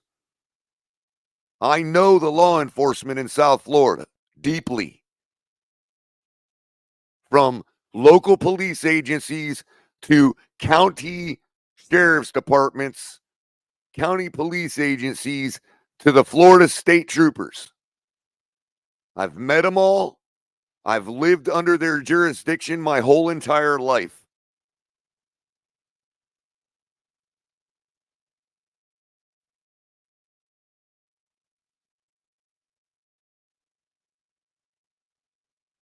And if you think this is acceptable, then I challenge you to come live down here and start speeding.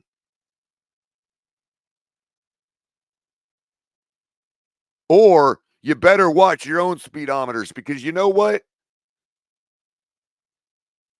I'm sorry. Okay, I'm no, I'm not sorry for saying this, believe it or not. I'm not. Y'all got some kind of nerve to sit here with your righteous indignation about him speeding through that zone.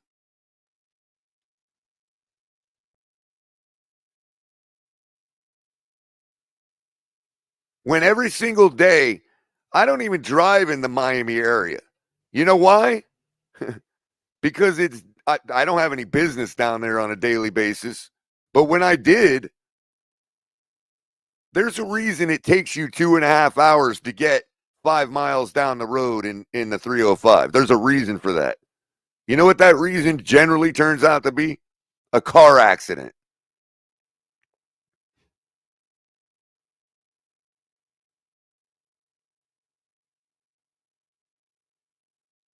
If any of you have never driven down in Miami, you ain't got no right to sit here and wag your finger at Tyreek Hill and his freaking speed on that road.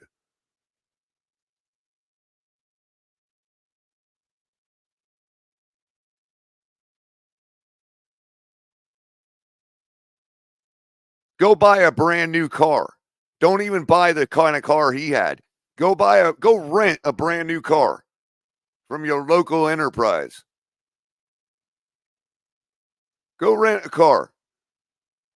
Especially if you drive a piece of junk. Go rent a brand new car and tell me how quickly you get up to 60 miles an hour without realizing it while you're bored because you think you're going 35. Are we going to really do this? I can smash every one of your arguments. I can do it all day long. I can do it with science. I can do it with logic.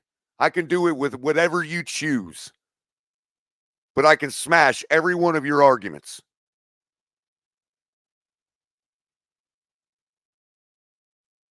Now go buy a $400,000 car, sports car.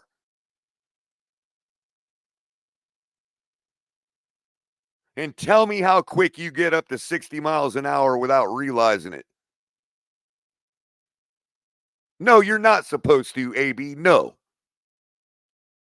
That's exactly what I said. You're not supposed to follow the speed limit. That's right. That's obviously what the point I was trying to make.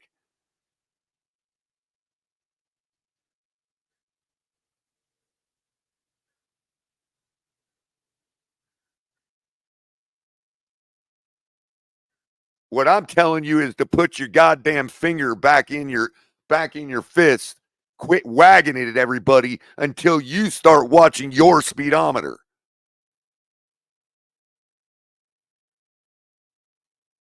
What I'm saying, AB, is if you want to speed, from now on, you should suffer the consequences that Tyreek Hill did. How about that? Equal justice under the law. You want equal justice under the law, or you want equal retribution under the law? You want equal whatever that cop thought he was doing under the law? Which do you want?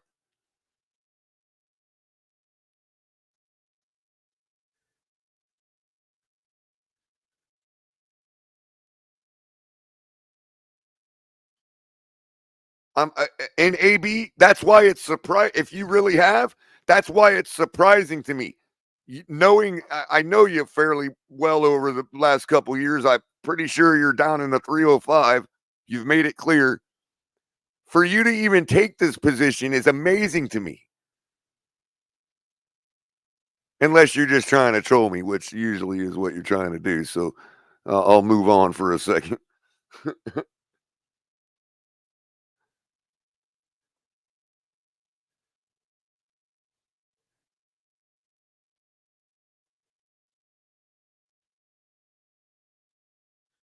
I want to touch on something else too, but before I do that, I want to catch you up to speed on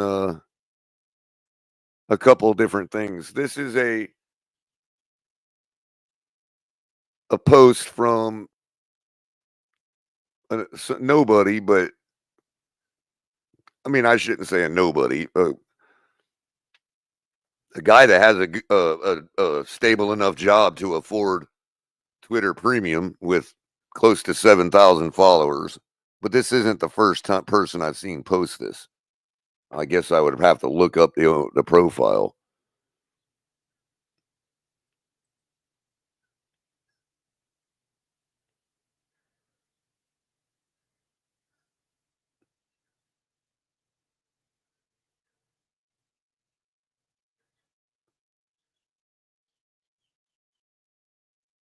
Oh, maybe I'll refrain from it because people aren't sure of its validity. I'll skip that one for legal purposes.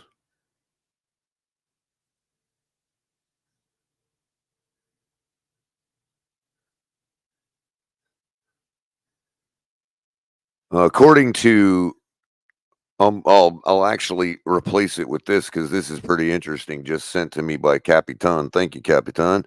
I saw it earlier, but I didn't get a chance to bookmark it. Dan, you had Drew Rosenhaus on Dan Lebitard yesterday. And I'll read you the quote because I don't know if Dan will flag us or not. Drew Rosenhaus said, quote, Tyreek is in the process of trying to organize a discussion with the chief of police of Miami-Dade. Tyreek has said to me, as traumatic as an event as this was, he wants to take this negative and turn it into a positive. So obviously, I would expect Tyreek to admit to his part if he's having a legitimate conversation with the Miami-Dade police chief. So let's pump the brakes on acting like Tyreek Hill deserved what he got for a misunderstanding. Okay. Let's refrain from that, please. Because first of all, he didn't deserve that for the speeding alone. Okay. Secondly, he didn't deserve that for what y'all believe to be his bad attitude. Because I don't even think it was that bad. I've watched the video. I broke it down yesterday, segment by segment. And people still want to act like he didn't roll his window down. Or he was, what was he, shouting out insults? No.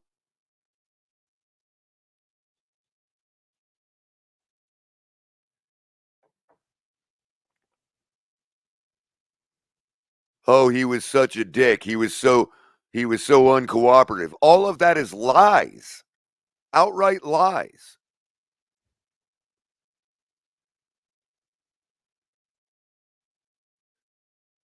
And even the little things you can point out that are like, well, he could have done that differently. Okay. Why? So he doesn't get thrown onto the ground and physically assaulted? Is that really what you're telling me? That that's okay? It's one thing to tell me what we need, what we should do to protect ourselves. It's another thing to tell me that it's okay that we should have to do those things. I'm well aware of rolling down your windows and putting your hands at 10 and 2 on the steering wheel. I'm well aware of those things we have to do to keep ourselves safe. And if you're black, keep yourself alive in some cases. Okay, I understand those are the things we have to do. You all are failing to realize that the question, the issue at hand is why we should have to do those things. Why? Are we all just default hardened criminals? Everything we do is construed as a possible criminal activity? Really?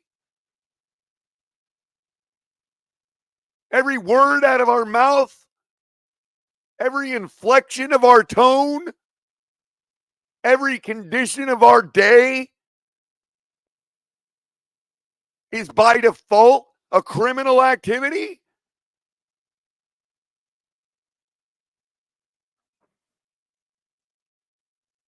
No. I will move out to the desert and become a hermit the rest of my life before I live and contract myself to a society like that.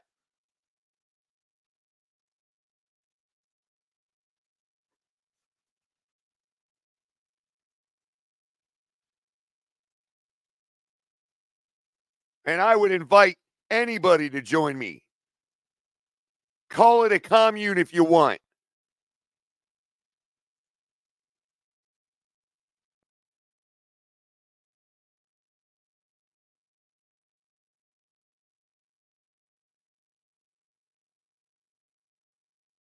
I will not live in that paradigm. Period. You will never see me again. I will be in the middle of the desert somewhere with a little tied up bag on a stick.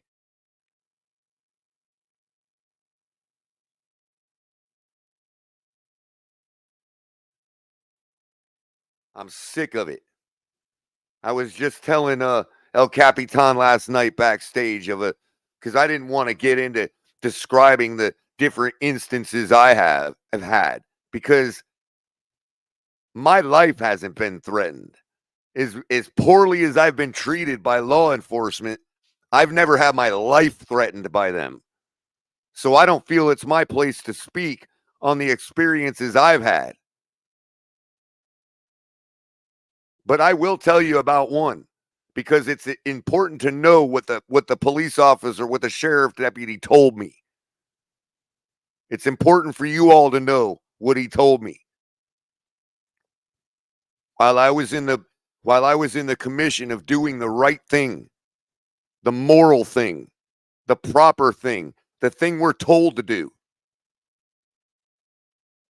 I was bringing my buddies home one night when I was younger, in my 20s, on a Friday night / Saturday morning, 2 a.m.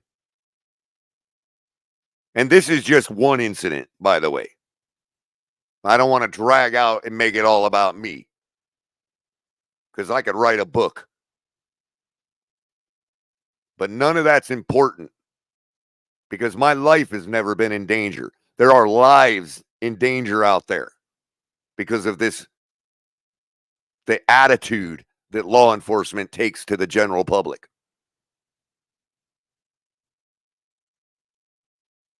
And this gets into something that Jules says in his statement that I absolutely love, because it's not about who is and who is not racist.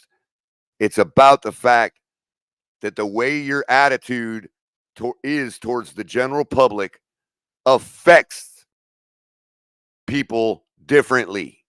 There are lives in danger because of it, and it's got to stop. So this officer, while I was bringing my buddies home, because I was the only one sober that night, I had 2 of them left to drop off. They were going to the same location. There was a couple headlights behind me, way off in the distance in the neighborhood. I didn't think nothing of it.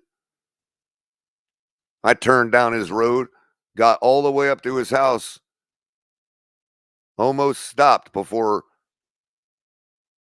a sheriff deputy and his partner come racing up behind us down the road. So they basically turned on the jets, because there was enough distance that it was like, how'd they get there that quick? So they basically turned on the jets through a residential neighborhood at 2 a.m. to come stop us. Pulled us all out, checked all our credentials, searched us all, that the whole rundown. I had no idea at the time that they were completely violating all of our rights, but that's a story for another day. No probable cause for anything. as I explained to the officer that I was the designated driver. That's right, I was the designated driver.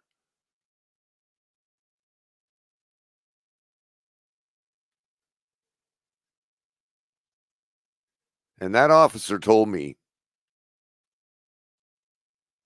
this important thing that I've carried with me my whole life.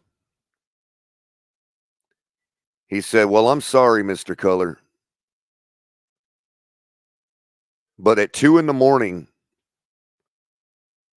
on a Friday night, there are only two types of people on the road: the good guys and the bad guys." And he said the good guys have badges. I'll never forget that. I will never, ever, ever forget that. And this guy is probably one of these officers that most would think, hey, this guy's a good cop. He probably hasn't actually violated anybody's right, or done anything like. He's probably one of the ones that would look at the Tyreek Hill thing and say, yeah, that was wrong. But I'll never forget him saying that to me that night. There are two types of people on the road at 2 in the morning: the good guys and the bad guys. And the good guys are wearing badges.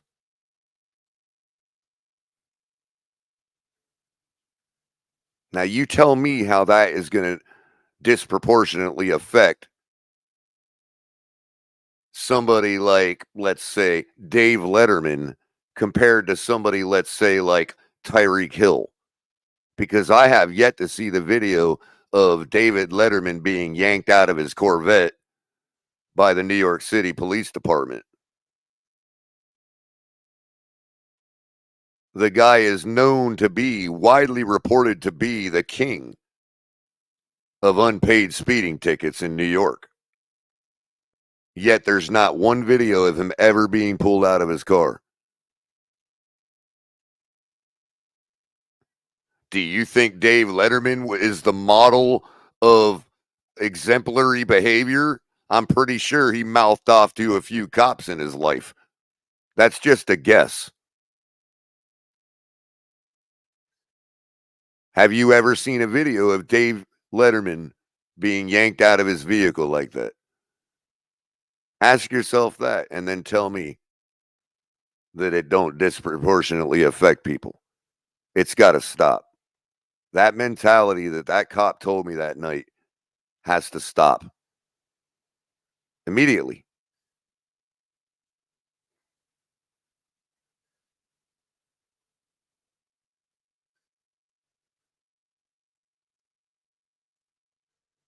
I mean, it just has to stop. It would be like an airplane pilot saying, there is only one parachute on this plane, Culler, and the only one that gets to use it has flight wings on their chest.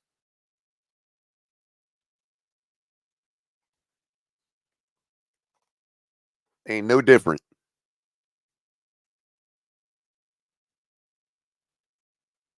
That's inhuman.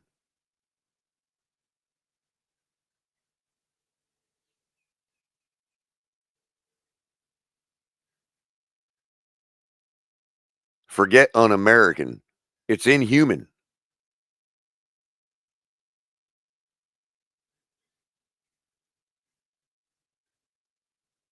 And I'm going to go to my grave shouting that to the heavens until people get it.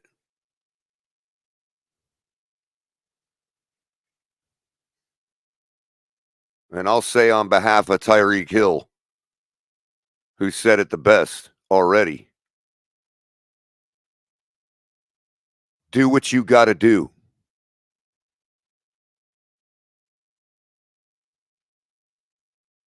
I've given you the materials you need to complete your investigation. Do what you got to do.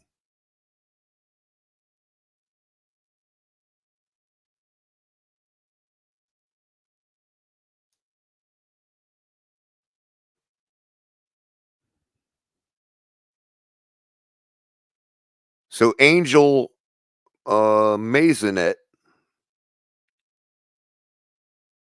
go follow them on Twitter at Big Eye Can Man, retired New York PD detective, 40,000 followers on Twitter, blue check, corporate security manager, profile says back the blue, blue lives matter, no one hates a bad cop more than a good cop. And I want to read to you what this person wrote. They write, my thoughts on the Tyreek Hill arrest / detention.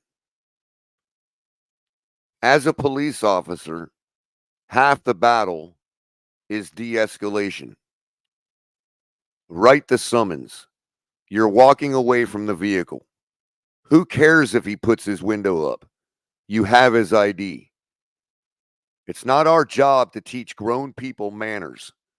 Being rude isn't a crime. Quote, yo, man, sweet ride. Why were you driving so fast? Slow down. Have a good game. End quote. I've let bona fide criminals that I had locked up in the past go for similar violations. Should you follow a lawful order when stopped? Yes. But there were plenty of opportunities to squash this.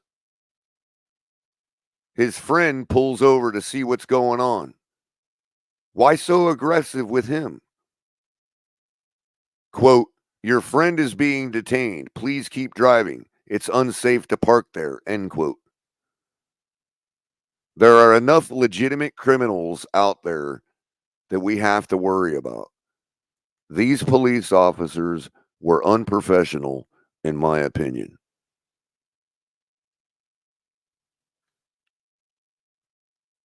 And I just wanted to thank Angel for writing that.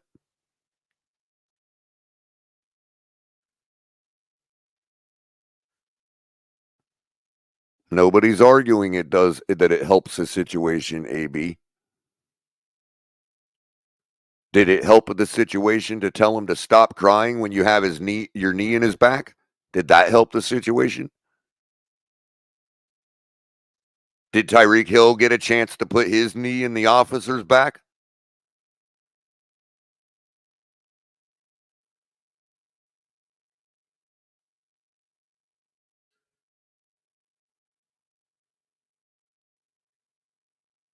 Lastly,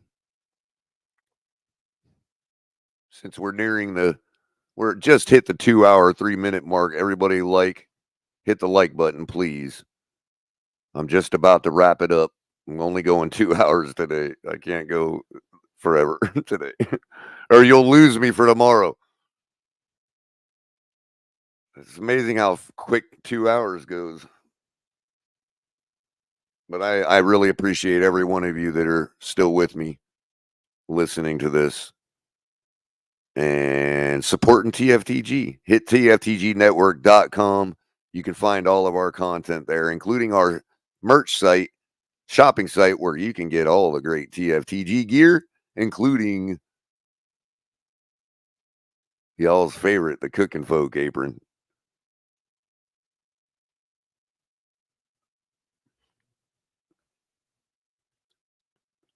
Oh, Dad Dean, I didn't realize that. I might have to get you on for your singular opinion on certain matters. We'll have to find out, AB. That's a good question. But lastly, I want to get to this statement from Tyreek Hill's lawyer.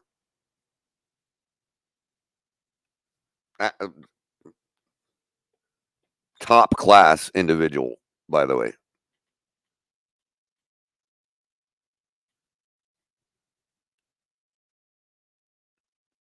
And this was sent to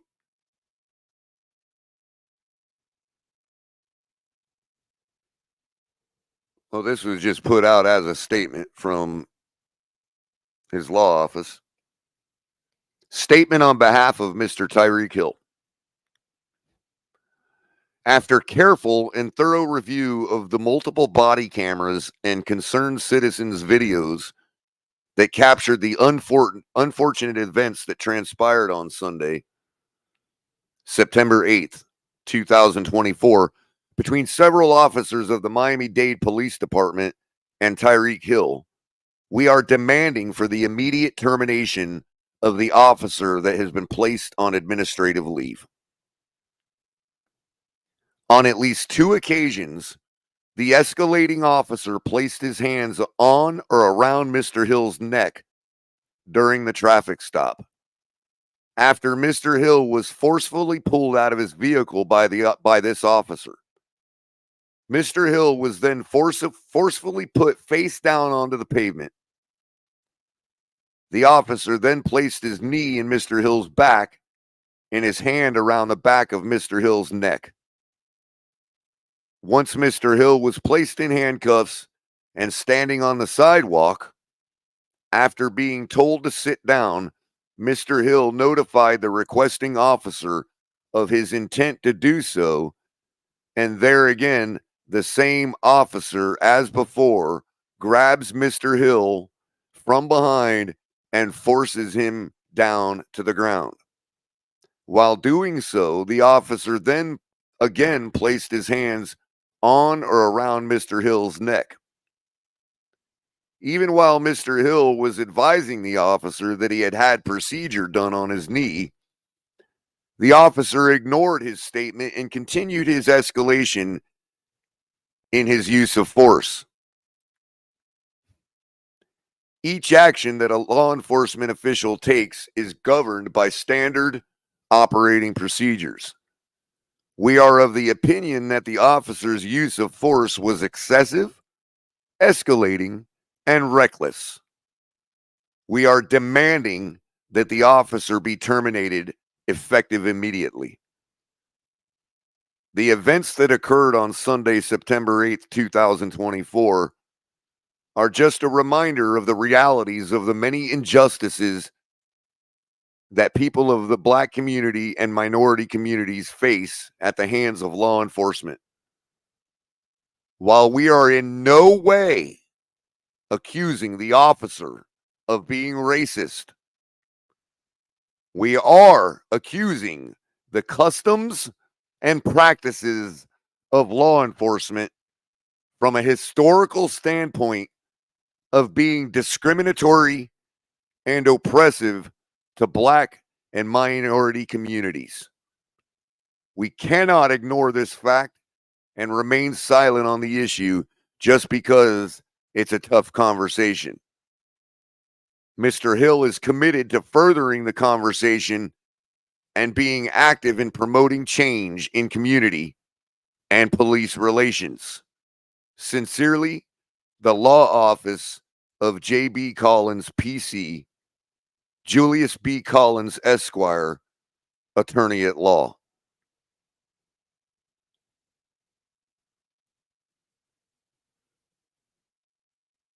And I would add to that I, Color Commentary, support 100% that's every word in that statement.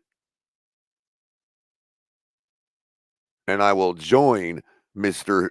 Hill and Julius, Mr. Collins, in calling for the termination of this officer immediately.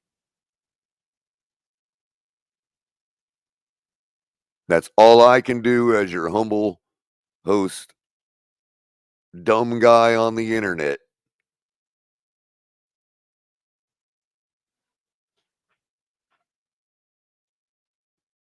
That's all I can do. But there is nothing in that statement that I could see that was untrue.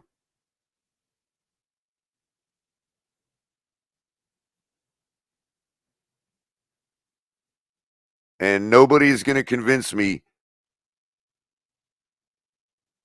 that do what you got to do and rolling your window back up warrants what was just described in that statement. Nobody's going to convince me of it. People are entitled to their own opinion, their own viewpoint, and I respect that. I won't respect the opinion. I'll respect the right to have it. But it doesn't matter what you say to me. It's too late. I've lived too much of my life and experienced too much and seen too much evidence to not to accept this any longer. This is the first time that I've been able to have a voice in my life that at least touches 146 people live. Hey, thank you for joining us. Those of you that are watching, I feel honored to be able to have a microphone on the internet to say the things that I've been trying to say my entire life, while everybody I know sticks their head in the dirt and tells me I should just conform. I should just write this list of things, post it on my dashboard of what I need to do in case the big bad police officer pulls me over. That's not what we were taught. We were taught to go to the police for help. They have to protect and serve written right on their freaking car. And I just would ask the Miami-Dade police chief if he thinks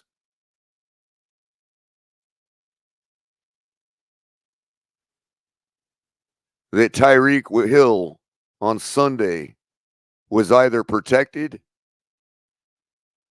or served.